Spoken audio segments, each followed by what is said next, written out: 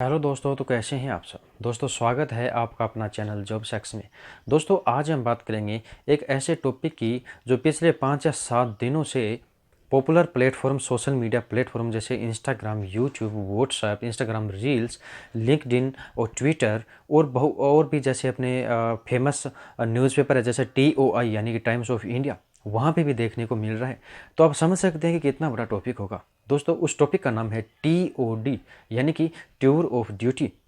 तो दोस्तों इस टॉपिक ने इंडियन आर्मी की तैयारी कर रहे जितने भी युवा हैं उनको झकझोर सा कर दिया है।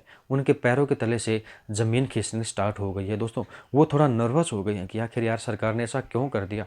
जो युवा 17-18 साल तक लंबी सेवा इंडियन आर्मी में देना चाहता था, वो सिर्फ 3 या 4 साल के लिए ऐसा वो सोच भी नहीं सकता था। लेकिन दोस्तों क्या करें, जैसा टाइम है उसके अनुसार हमें चलना पड़ता है। दोस्तों इसमें हम कुछ भी नहीं कर सकते। तो दोस्तों आइए थोड़ा जान लेते हैं, थोड़ा इम्पोर्टेंट टॉपिक ये जान लेते हैं कि अभी जो इंडियन आर्मी की वैकेंसी है वो लेट क्यों हो रही है। दोस्तों देखो एग्जिट तो किसको नहीं पता है क्या हो रहा है, किसी को मतलब प्रॉपर ये पता नहीं है कि ये है तो है ही। लेकिन दोस्तों अभी जो कंडीशन बन रही है, जो सिचुएशन बन रही है, उसके हिसाब से हम अंदाज़ा लगा सकते हैं कि शायद ये वजह हो सकती है जिसकी वजह से वैकेंसी जितनी लेट हो रही हैं। दोस्तों मेरे हिसाब से दोस्तों वैकेंसी इतनी लेट इसलिए हो रही है कि जैसे TOD है, टूर ऑफ ड्यूटी है, इसको लागू करने में जो टर्म्स एंड कंडीशन अप्लाई करनी होती हैं, कुछ rules and terms and condition बनानी पड़ती हैं, क्या कुछ कैसे करना होगा, क्या कुछ नहीं करना होगा, तो ये सब बनाने में टाइम लगता है दोस्तों। तो शायद हो सकता है कि इसी वजह को देखते हुए शायद मेरे हिसाब से इसमें वैकेंसी में थोड़ा डिले हो गया दोस्तों। अब दोस्तों नंबर 2, TOD लागू कब हुआ, यानी ये चर्चा में कब आया था। ये आया था दोस्तों 2022 में। उस टाइम के लिए ये 3 साल के लिए आया था, लेकिन अभी इसमें 1 साल और बढ़ा दिया गया, यानी कि इसमें बढ़ाकर 4 साल कर दिए गए हैं दोस्तों। तो दोस्तों इसमें सिस्टम ये होता है कि आपको सिर्फ इसमें 4 साल के लिए देश की सेवा करनी होगी। उसके बाद में आपको रिटायरमेंट कर दिया जाएगा और उसमें आपको पेंशन वेंशन कुछ नहीं मिलेगी, सब बंद कर दी जाएगी। और फिर आपको इसमें कुछ कोटा ज़रूर मिलेगा, जैसे अपनी SC होता है, ST होता है, तो वहाँ पे TOD ये भी एक अलग श्रेणी जोड़ दी जाएगी। जो TOD में आता है उसको 25% या 30% जो भी होगा वो आगे सरकार तय करेगी, उसके हिसाब से इसमें आपको परसेंटेज यानी कि आरक्षण मिलेगा दोस्तों, है ना दोस्तों।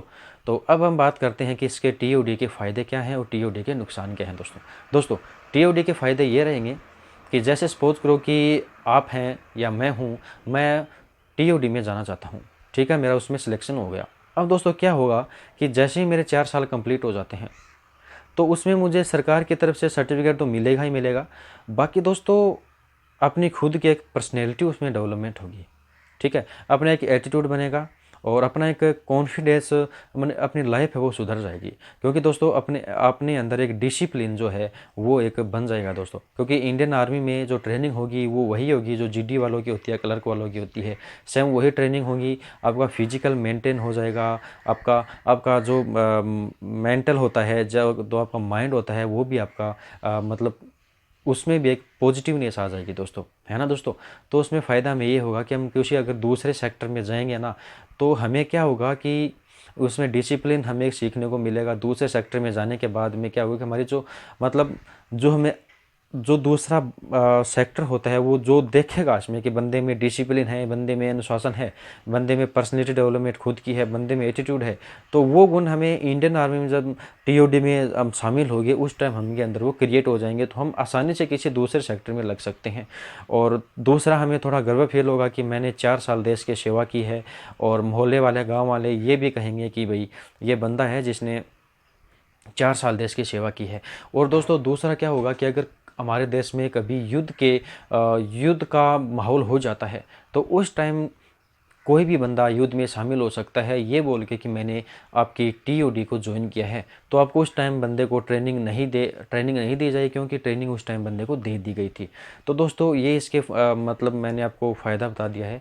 और नुकसान ये है कि जैसे आप समझो या मैं समझूँ, मैंने जो आप हैं तो आपने जो तैयारी स्टार्ट किया था इंडियन आर्मी की, ये सोच के स्टार्ट किया था कि यार मैं मतलब देश की लाइफ टाइम सेवा करूँगा। लेकिन वो सपना आपका टूटने वाला है दोस्तों। आप लाइफ टाइम सेवा नहीं कर सकते, आप 4 साल तक सेवा कर सकेंगे। और आगे वैसा इसमें ये है ना कि आप सेवा नहीं कर सकेंगे।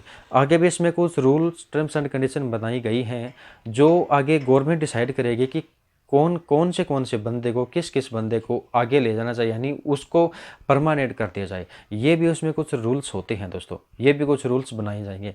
और तीसरा सबसे बड़ा ये सिस्टम है, ये आपके मन में सवाल आ रहा होगा कि जैसे आपने इंडियन आर्मी का पेपर दिया, एग्ज़ाम दिया, या एयरफोर्स का, नेवी का एग्ज़ाम दिया, तो आपको ये भी आपके जहन में सवाल उठ रहा होगा क्या मुझे भी टीओडी में ज्वाइन किया जाएगा या नहीं किया जाएगा।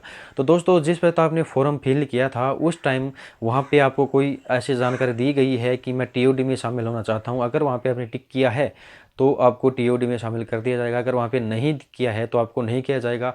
और मेरे हिसाब से उस टाइम ये फॉर्म में ऐसा कुछ नहीं था जिसकी वजह से कुछ ऐसा करना पड़ सकता है।